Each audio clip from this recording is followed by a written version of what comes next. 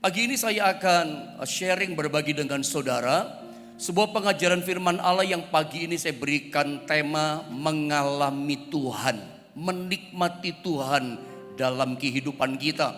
Ketika saya mempersiapkan tema firman Allah ini, saya jadi ingat satu lagu yang sangat lama dari Om Yoyo Awandatu. Itu beliau menciptakan.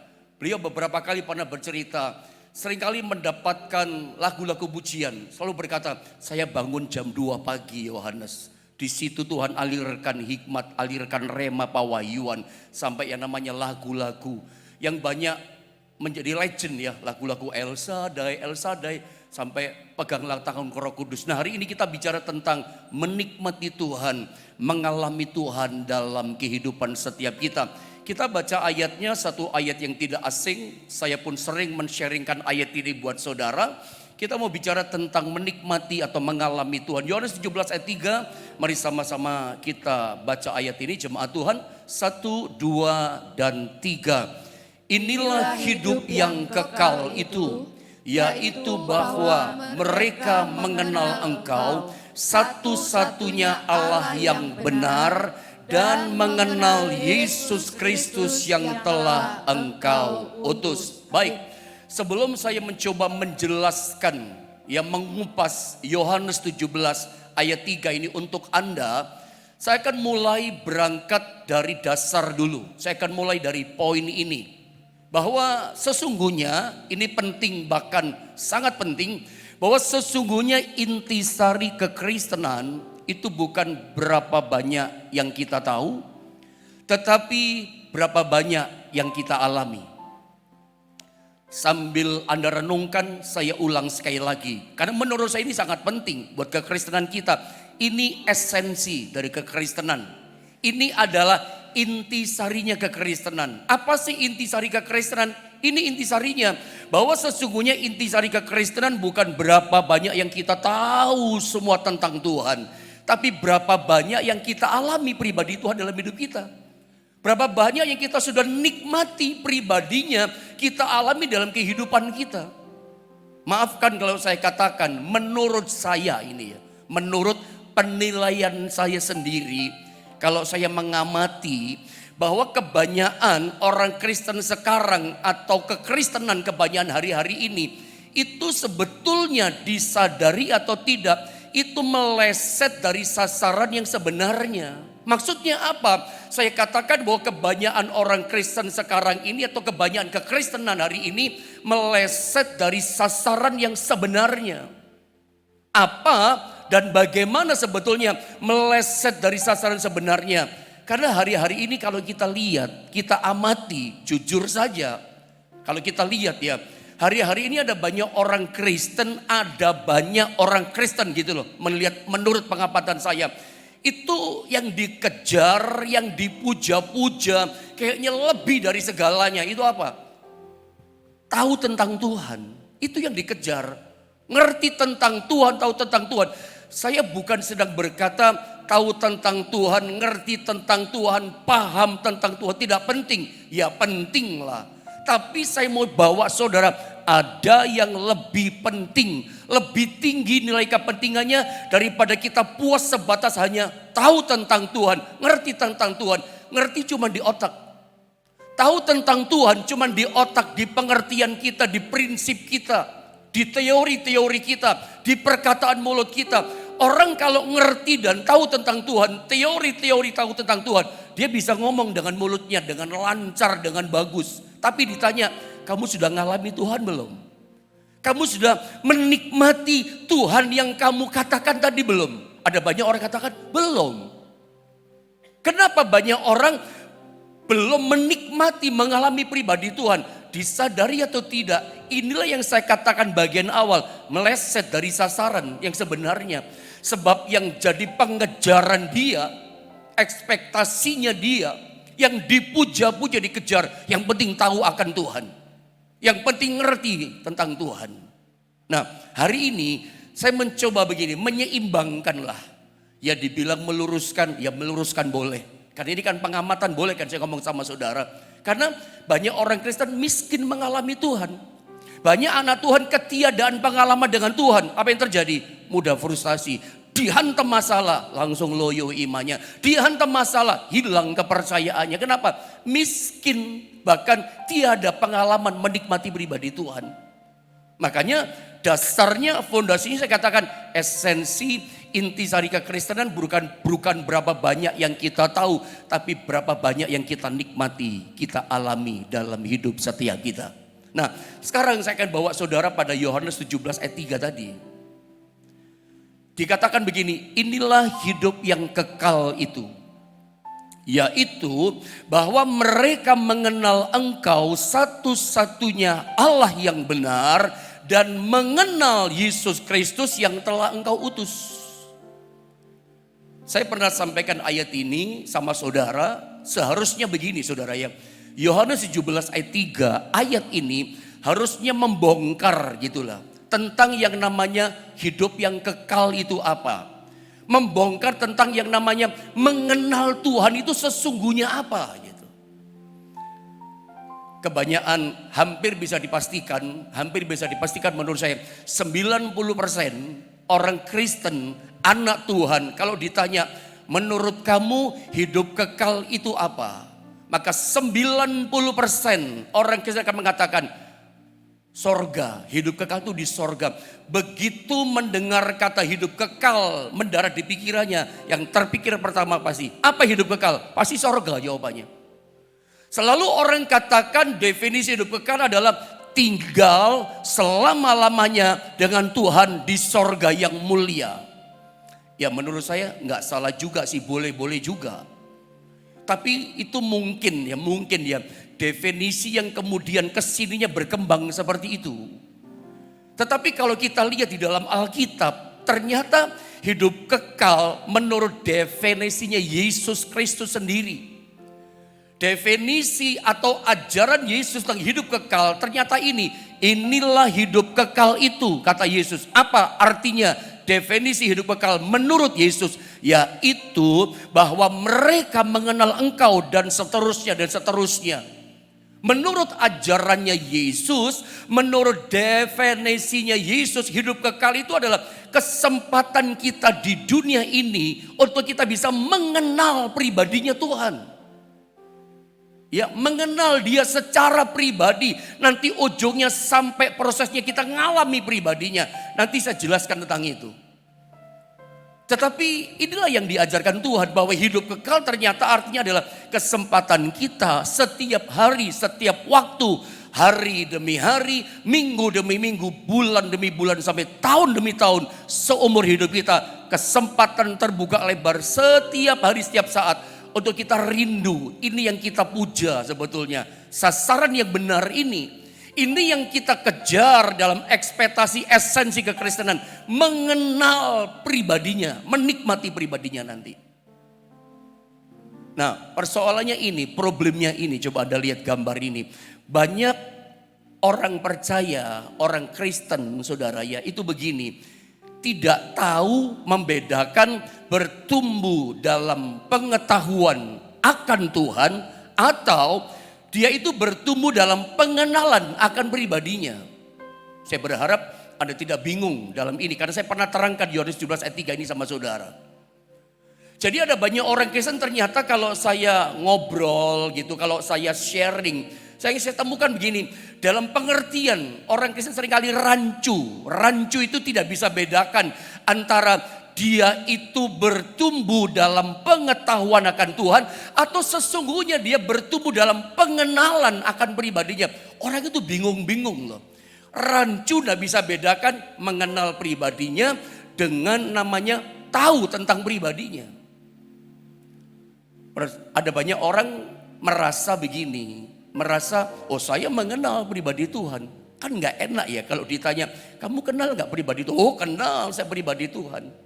Tapi sorry ya, maaf saya katakan, sorry to say, ada banyak orang Kristen sesungguhnya posisinya itu pada level tataran ini, bertumbuh dalam pengetahuan akan Tuhan. Masih dia cuma merasa mengenal, dia cuma merasa mengenal Tuhan, tapi sesungguhnya dia masih berada pada begini, dia baru pada tahap tahu tentang Tuhan, pertumbuhannya baru tahu.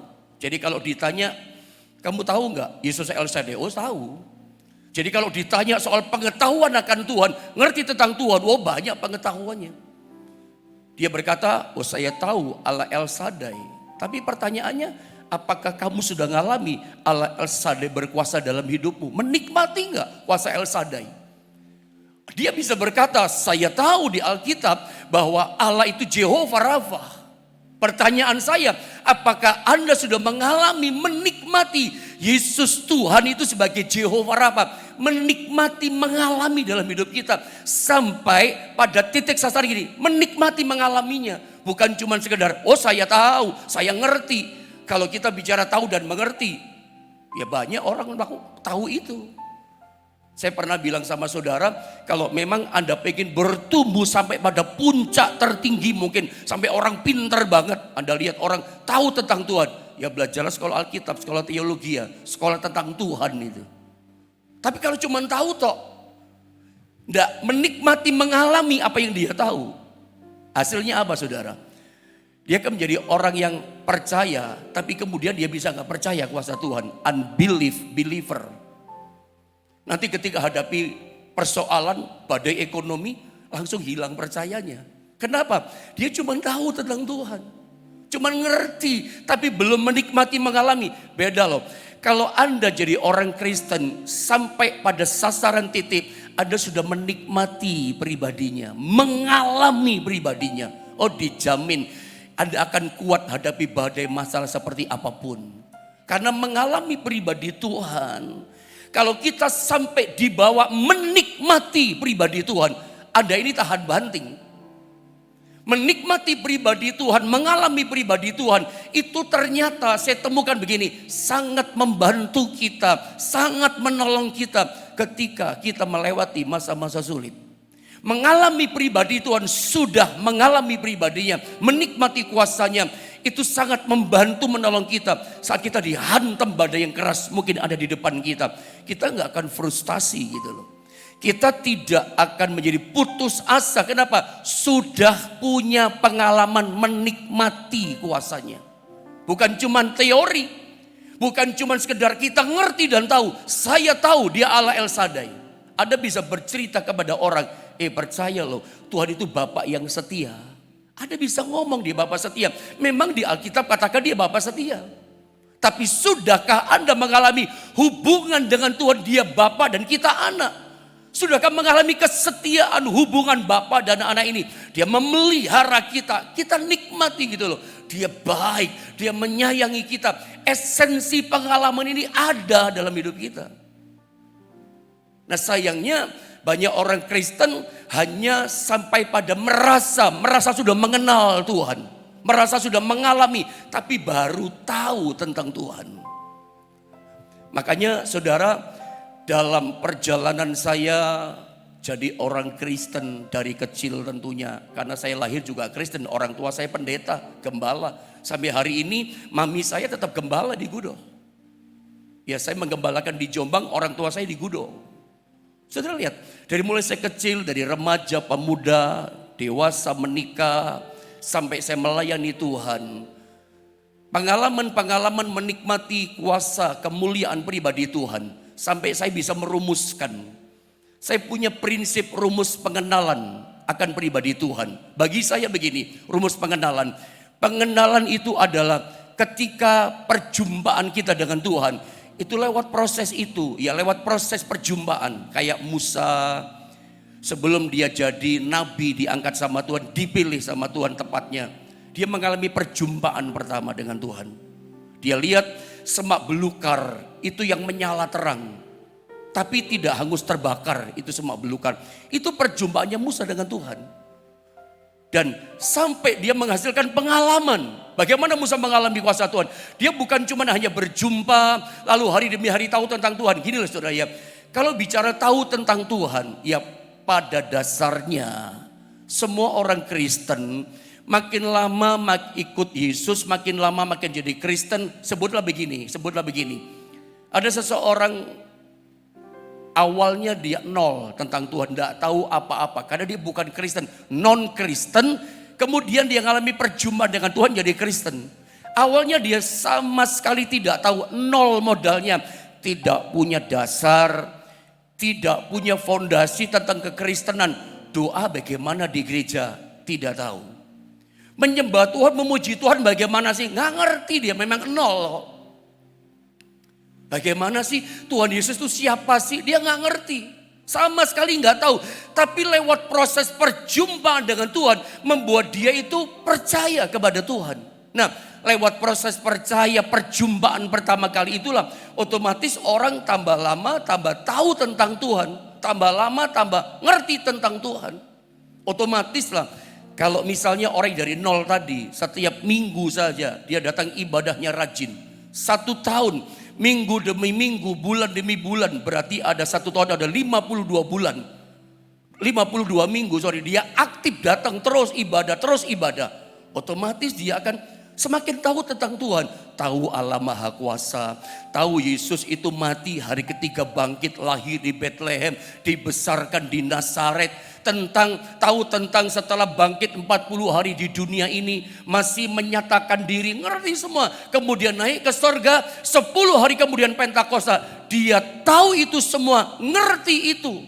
Punya pengetahuan akan Tuhan, tahu tentang Tuhan. Automatically terjadi. Kenapa? Proses pertumbuhan dia tahu itu lewat datang terus. Otomatis di gereja, di mimbar gereja dilepaskan pengajaran firman. Seperti pagi ini firman dilepaskan, ada semakin tahu akan Tuhan, semakin ngerti akan Tuhan. Otomatis dong kebangetan orang Kristen yang sudah puluhan tahun lama ikut Tuhan, dia minim pengetahuan akan Tuhan. Saya tidak berkata tidak penting loh. Penting juga kita tahu tentang Tuhan. Kalau kita tidak tahu tentang Tuhan, tidak ngerti tentang Tuhan, ya gampang dibodohin sama setan. Gampang dibodohin kena tipu muslihat setan. Nggak ngerti tipuannya setan. Yang salah Anda kerjakan, nggak ngerti prinsip-prinsip firman. Saya tidak berkata tidak penting loh, jangan diputar balik. Saya berkata tahu tentang pribadi Tuhan itu penting, tapi ada yang lebih penting, ada mesti bertumbuh lebih tinggi lagi sampai mengenal pribadinya. Dari tahu tentang Tuhan sampai mengenal pribadinya, dan mengenal itu ternyata adalah awalnya perjumpaan sampai menghasilkan pengalaman. Karena kita tadi kan sudah baca ya, dalam Yohanes 17 ayat 3, hidup kekal itu adalah kesempatan kita mengenal pribadinya. Nah, mengenal pribadi Tuhan, kata mengenal tadi, Yohanes 17 ayat 3, hidup kekal itu adalah kesempatan mengenal. Mengenal itu dari kata ginosko, artinya mengenal lewat pengalaman pribadi. Bukan cuman kenal begini, oh saya kenal pendeta Yohanes, bukan kenal. Yang mengenal pribadi saya sampai dalam, itu istri saya. Kesukaan saya, makan apa, warnanya apa kesukaan saya. Hal sehari-hari yang orang tidak tahu, jam-jam tertentu orang gak tahu, istri saya yang tahu. Karena istri saya dan saya mengalami setiap hari. Saya mengalami istri saya setiap hari, istri saya mengalami saya tiap hari. Tiap hari kami berjumpa. Saya jarang berbagi sendirian, selalu kami bersama. Ngalami pribadinya setiap hari. Dia yang tahu saya tahu dia. Makanya mengenal ini yang mengenal secara pribadi, lewat pengalaman pribadi. Makanya rumus pengenalan, catat baik-baik. Mengenal Tuhan itu adalah ketika perjumpaan sampai menghasilkan namanya mengalami pribadi Tuhan. Nah, sekarang saya akan bawa saudara pada poin ini. Perhatikan baik-baik. Ini penting saudara ya. Kekristenan harus kita alami dalam kehidupan kita.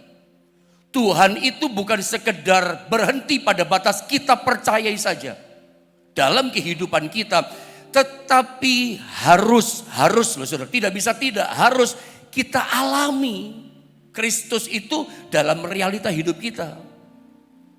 Saya sering bilang sama saudara, ini termasuk esensi kekristenan yang penting ya. Kita itu jadi orang Kristen gak cukup hanya kamu percaya Tuhan, oh percaya. Kamu percaya gak? Bagi Tuhan gak ada yang mustahil. Saya percaya pendeta, bagi Tuhan gak ada yang mustahil. Saya mau ingatkan, Anda tidak boleh hanya berhenti pada titik percaya. Tuhan kita besar kuasanya, Tuhan kita dahsyat dan luar biasa. Dia hidup dan tinggal dalam hidup kita, dan kuasanya itu nyata, kita bisa alami.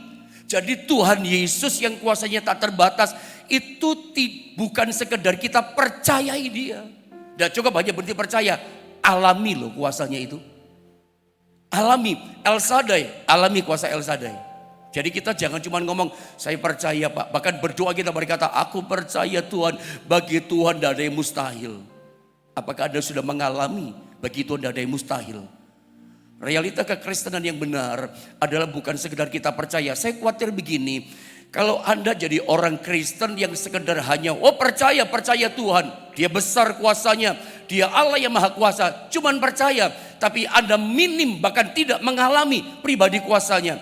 Saya khawatir lama-lama Tuhan itu seperti enggak menjadi pribadi yang tidak nyata. Saya mau bilang sama saudara, tegas saya mau katakan ini, Tuhan itu pribadi yang nyata.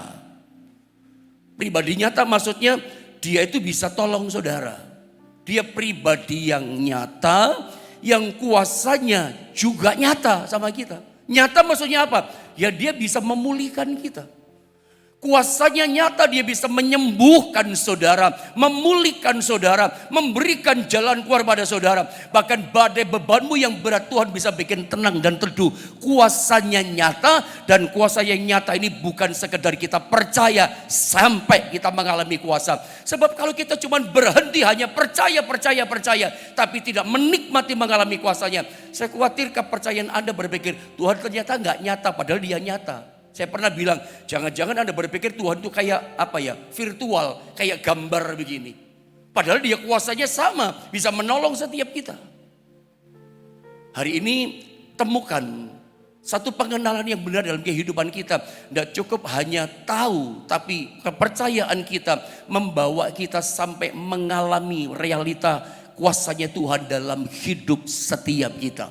Nah, inilah saudara yang membedakan kekristenan dengan semua agama yang lain. Agama cuman mengajarkan Tuhan itu besar. Kita sepakat soal ini. Tuhan itu maha kuasa. Setuju, kita mau gak ada yang membantah. Agama apapun mempercayai Tuhan itu besar, Tuhan itu maha kuasa. Sepakat, gak ada komplain-komplainan di sini. Tapi kekristenan itu mengajarkan bahwa Tuhan yang besar, Tuhan yang maha kuasa itu memutuskan untuk tinggal dalam hidup kita. Kolose 1 ayat 27 mengatakan, Christ in you the hope of glory. Kristus tinggal di dalam kamu, dan Kristus yang diam di dalam kita itu menjadi pengharapan akan kita untuk menerima kemuliaan. Jadi kalau saudara pagi ini engkau punya persoalan, bukankah kita sering berdoa, Tuhan nyatakan kuasamu dalam hidupku. Nyatakan kemuliaanmu yang besar, bela persoalanku. Tolong Tuhan, merdekakan aku dari kesulitan yang mencengkeram hidupku. Nyatakan kemuliaanmu, kuasamu Tuhan. Saudara, kita suka berdoa minta kemuliaan Tuhan. Tahukah saudara, Tuhan yang tinggal dalam diri kita yang besar kuasanya, Anda mesti alami. Bukan cuma kita percaya, saya tahu Pak, Kolose 1:27, Tuhan Yesus tinggal dalam diri saya. Kuasanya Anda alami enggak? Kemarin sempat saya katakan sama saudara, seringkali kalau ada orang bersaksi, kadang dalam hati walaupun kita enggak ngomong, tapi dalam hati kita ada rasa iri cemburu. Ketika orang bersaksi, dia ngalami berkat Tuhan luar biasa. Kerjaannya diangkat, kerjaannya dipulihkan, dari merosot diangkat lagi. Dapat job besar, dapat proyek besar. Seseorang bersaksi, saya sakit dokter gak bisa sembuhkan. Ternyata Tuhan sembuhkan. Saudara, ketika ada orang-orang yang bersaksi seperti ini dalam hati kita gini, kok saya gak ngalami ya berkat kayak Bapak itu. Kok saya belum pernah mengalami ya mujizat kesembuhan kayak orang itu. Belum pernah mengalami. Mungkin sudah mengalami, tapi tahapannya gak sehebat orang itu. Rindukan pagi ini Kristus Tuhan yang maha besar kuasanya. Dia pribadi yang nyata, saudara ya. Itu kita alami dalam hidup kita kuasanya. Kebesaran kuasanya. Sebab kalau Anda miskin mengalami Tuhan, jangan-jangan Anda pikir kita Tuhan gak nyata ya. Tuhan itu cuma sekedar kata-kata cuma di otak kita. Kan ngerti kan di otak kan? Cuma di pengertian kita, di teori-teori kita, di prinsip-prinsip kita. Tuhan hebat, Tuhan dahsyat, cuma di teori. Tuhan besar kuasanya, nyata dahsyat kuasanya, cuma di otak kita ngerti. tapi belum sampai menikmati mengalami kuasanya. Saya dorong pagi ini setiap kita nikmati dan alami kuasanya itu. Pertanyaannya begini, apakah kita sudah mengalami Tuhan, menikmati Tuhan dalam hidupmu, atau sekadar cuman percaya kepada Tuhan? Bagaimana caranya? Semua mujizat itu diawali dengan kepercayaan iman. Tanpa percaya tidak bisa. Iman kecil mengerjakan perkara yang kecil, iman yang besar mengerjakan perkara yang besar dalam hidup kita. Memang dasarnya adalah percaya, tapi nggak cukup percaya. Nanti kalau ada cuman percaya, lama-lama tidak ngalami. Percaya bagaimana lagi? Satu contoh, ya di dalam Yohanes pasal 11 ayat 39 dan 40, mungkin saya baca singkat saja ya. Kata Yesus, angkat batu itu. Anda tahu cerita tentang Lazarus yang mati udah 4 hari, sudah busuk. Marta saudara orang yang meninggal itu berkata kepadanya, Tuhan, ia sudah berbau, sudah busuk sebab sudah 4 hari ia mati. Di ayat 39, Yesus berkata kepada orang di situ, angkat batu itu. Marta langsung nyelak, motong, jangan Tuhan. Dia udah busuk, 4 hari loh Tuhan mati. Tuhan sih telat kesini. Coba dari awal, tentu dia gak mati. Kan gitu ceritanya ayat kalau kita baca. Yesus yang bersabda, Yesus yang berkata, Yesus yang bertanggung jawab. Yesus berkata berarti dia mau menghidupkan Lazarus. Tapi lihat, si Marta gak percaya. Dari mana kita tahu Marta gak percaya? Yesus berkata, angkat batu itu. Marta berkata, jangan. Kalau istilah bahasa sekarang, jangan Tuhan, nanti malu. Nanti apa kata orang udah busuk kok. Nanti Tuhan juga malu loh gitu. Jangan sudah busuk. Dari perkataan ini menunjukkan si Marta gak percaya. Apa kata Tuhan di ayat 40. Mari sama-sama kita baca dong di ayat 40 ini. Menjadi perenungan yang penting buat setiap kita. 1, 2, dan 3. Jawab Yesus, bukankah sudah kukatakan kepadamu, jikalau engkau percaya, engkau akan melihat kemuliaan Allah. Kata kemuliaan Allah di sini tentunya adalah yang mati akan dihidupkan lagi, dibangkitkan. Yesus berkata, kalau kamu percaya Marta, kamu akan melihat mujizat, kamu lihat kemuliaan Allah. Kamu akan lihat saudaramu yang mati akan bangkit dan hidup kembali. Percaya. Dan ada tindakan. Jangan sampai kita percaya tapi gak percaya. Maria ini percaya Tuhan, percaya tapi gak percaya. Buktinya diselak, dipotong tadi. Seperti cerita tentang wanita pendarahan 12 tahun. Kita tahu cerita itu. Bagaimana dia mendapatkan kesembuhannya. Uang yang banyak tidak bisa menyembuhkan dia. Aset kekayaan sudah habis dijual. Datang ke tabib, datang ke dokter, nggak sembuh. Angkat tangan. Hari itu dia punya iman. Asal ku jamah ujung jumbai Yesus, aku akan sembuh. Dan dia bukan hanya berhenti pada percaya, bukan hanya pada iman saja, percaya saja. Tapi dia bertindak loh. Bayar harga loh. Untuk mengalami mujizat Tuhan, untuk menikmati kuasanya yang nyata dalam hidup kita. Percaya kita bukan sekedar percaya saja, percaya yang berani bertindak, percaya yang berani bayar harga. Mujizat itu ada bayar harganya. Lewat apa? Tindakan iman. Kita ini orang Kristen suka salah konsep, salah prinsip soal mengalami mujizat, menikmati kuasa Tuhan. Kita selalu berpikir, saya tunggu sorga, saya tunggu pertolongan Tuhan, saya tunggu. Padahal sebetulnya Tuhan yang tunggu kita, sorga tunggu kita. Ayo melangkah ke sini, takut Tuhan nanti jatuh, ayo melangkah. Prinsip kita begitu kan selama ini, kita tunggu Tuhan. Padahal Tuhan tunggu kita, sorga yang tunggu kita. Ayo melangkah dengan iman. Seperti perempuan pendarahan ini loh, dia percaya.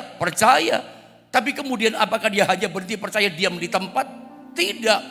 Dia melangkah mendekati Yesus.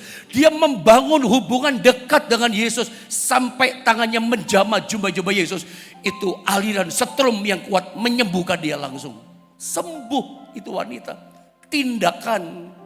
Gak cukup hanya ada bagian tindakan yang kita mesti kerjakan.